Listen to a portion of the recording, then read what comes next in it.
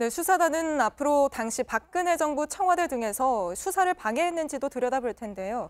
그 당시 청와대와 법무부 고위 관계자들은 김학의 전 차관에 대해 특혜를 주거나 수사에 외압을 행사한 적이 없다고 강하게 부인하고 있습니다.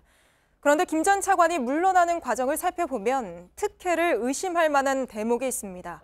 당시 성범죄 의혹이 커지자 김 전 차관이 사표를 냈는데 법무부는 감찰도 하지 않았고 청와대는 속전속결로 사표를 수리해 줬습니다.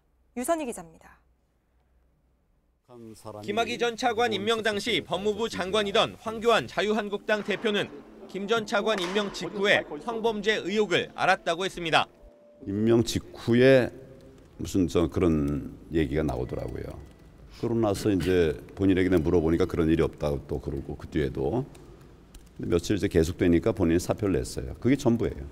장관이 차관에게 직접 물어볼 만큼 심각한 문제였지만 법무부는 감찰을 하지 않았습니다. 당시 감찰 상황을 아는 전직 법무부 고위 관계자는 장관의 감찰 지시가 없었고 감찰도 없었다고 말했습니다. 또 다른 당시 법무부 관계자는 순식간에 사표가 수리돼 진상조사할 틈도 없었다고 했습니다. 실제 김 전 차관의 사표는 곧바로 수리돼 다음 날 면직 처리됐습니다. 법무부, 인사혁신처, 청와대로 가는 결재가 하루 만에 끝난 겁니다. 사표가 수리되면 전직 신분이 돼 법무부의 감찰이나 진상조사 권한이 사라집니다. 자연히 징계도 할 수 없습니다. 파면이나 해임, 면직 등 징계를 받으면 변호사 등록에 수년 동안 제약을 받습니다.